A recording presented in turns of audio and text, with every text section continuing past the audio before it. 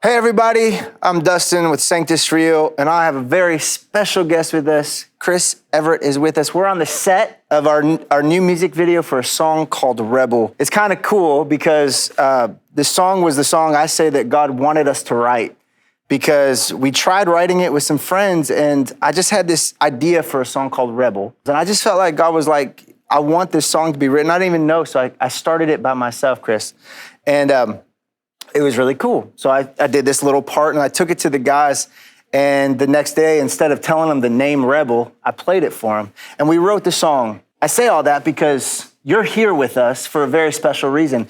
We didn't really know you when we started cooking up ideas for this music video, but then you heard the song and you came back to us and you told us a little bit about how you felt about the song. It was absolutely my story. Every lyric in Rebel I related to.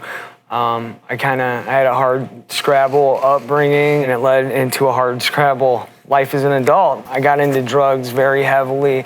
I had no place in my life for God. I didn't want anything to do with him. Started getting in trouble with the criminal justice system, and basically spent, 15 to 20 years in and out of the system, addicted to heroin, incarcerated in halfway houses, you name it. Yeah. It was a trip, I've died more times, truly died more times than I can count. You're like the modern day version of Lazarus, coming back to life over and over again.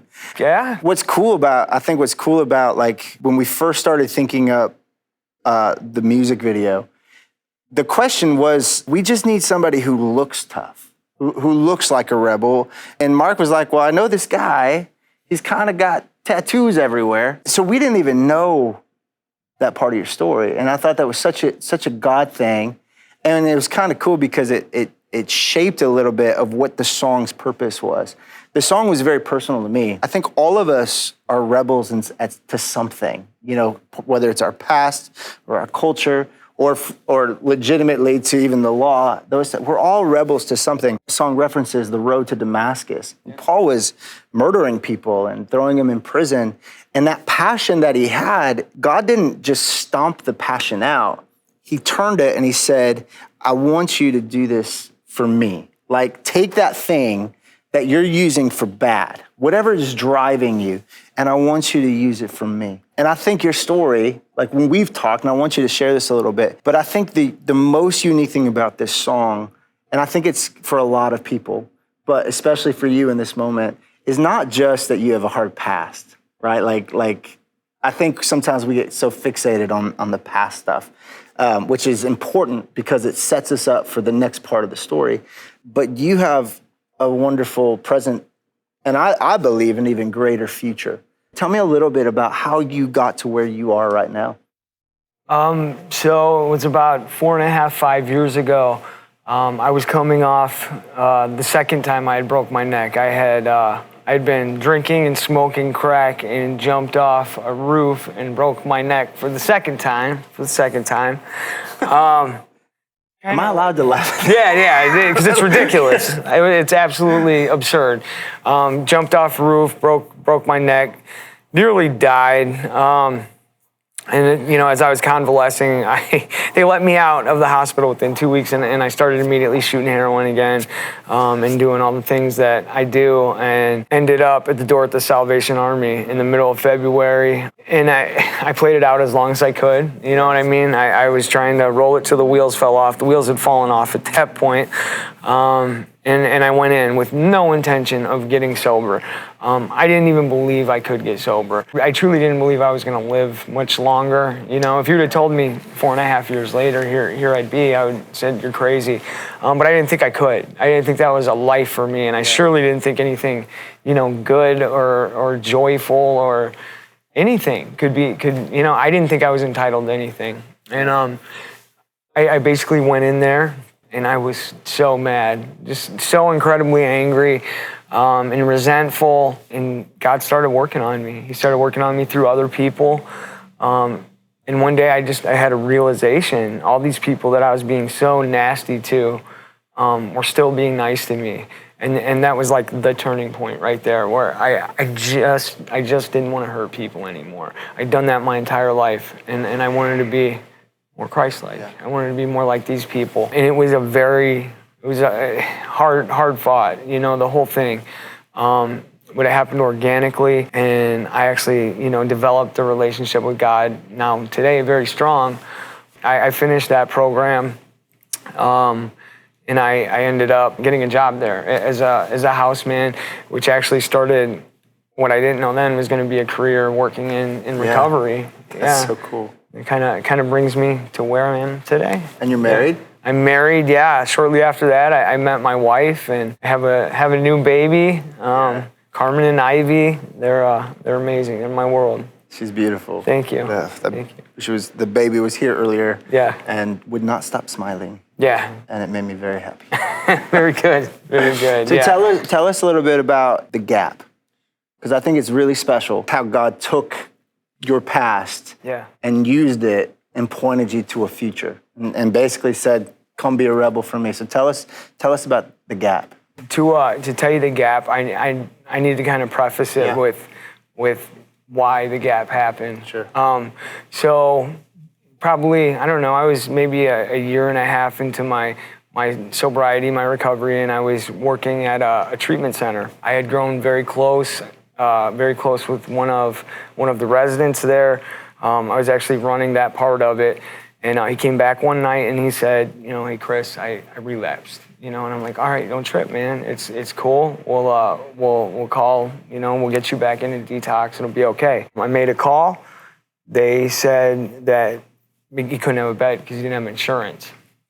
I said, "Oh, okay. Well, I know a place where you don't need insurance, but I won't be able to get you until tomorrow." I took Sean to Red Roof Inn that night. Ended up putting the room on my credit card, and I got what appeared to be a suicide note the next day. I called him. He said he was okay. He said he just had to say some things. I said, "All right, I'll be by later." Later, you know, kind of came and went, and I got a call from a hospital who said, "We have a guy here. You know, they have my number from the hotel who we need you to come identify. He's got an ID on him, but we don't recognize him." And it was tough. I've seen a lot of ODs. A lot of death, and that one really got to me. And we hung out, and we waited for his mom to show up, and we prayed with him, and they took him off the ventilator. That was, you know, life-changing stuff. I had seen a whole lot of death, you know, through my entire run, and that affected me, you know, because I could feel at that point, where before I couldn't feel anything. It took me about a week, but I realized I didn't want to be a part of the whole for-profit system anymore, and I quit. The next month, I prayed and I was very depressed. You know, and I had kind of quit my job, my livelihood, kind of sent me into a bit of a tailspin. And I prayed. I was like, you know, please help me to make this into something. So this was, you know, for naught. You know, let me, you know, take this man's death and at least make something good out of it. And that's when the idea for the gap came along. And I guess that kind of brings us to today. It's been a process. I've developed so many relationships, and based on my history on both sides of the system, I can gain access to so many places that normal people can't. You know, I'm very astute at being able to identify the issue, locating the person, bringing them back to our, you know, temporary shelter, assessing them, getting them right, and then finding them placement, whether that's rehabilitation, whether that's a halfway house, just something. We literally fill the void in treatment. There's a huge void which so many people die, you know, and we get in the gap with you. We get in there with you, and we help guide you through. I always say it's like a recovery triage. I'm like a battlefield medic or like a ferryman to take somebody across the river, because that's the time when we lose them. I just lost one the other day. We lose so many people in that, men, women, everything, and families don't know what to do. A lot of time the addict doesn't know what to do, so they go to what they know. If we can get them, contain them, secure them, you know, and kind of talk some sense into them, and then find them somewhere, we really bridge it, you know? We really bridge it. So that's where we're at today. That's incredible, man. Thank you. I mean, just even hearing that and thinking about that, you know, coming from a church background, you know, we talk about a lot of times just about how hard life is and all that kind of stuff. And And I think seeing and hearing firsthand about people that are actually on the front lines, because earlier you said, I saw people look like Jesus. You said people were kind to me when I didn't deserve it. And then you said, well, I want to be Christ-like, I want to be like that. To me, that's like the beginning of transformation. And I think what's so beautiful about your story is you went from seeing other people look like Jesus to saying, I want to look like Jesus, and now acting like the hands and feet of Jesus and going into those crazy places. And I think it's such a calling because you can do that, like you said, because you were there. Yeah. You know that world and you know what they're feeling. To see someone whose boots are on the ground, so to speak, is so cool. And I think God brought us together for a reason. Absolutely. It's like we wrote a song and we wanted to do a music video and we got you, which is absolutely ridiculous. And we are honored to have you a part of this. If someone wanted to connect to The Gap or even donate, where would they find you? They would find us at thegaptoledo.com. Awesome. Yeah. And pleasure. Thanks. Thank you so much. Thank you. To connect more with Chris and The Gap, click the link on this video.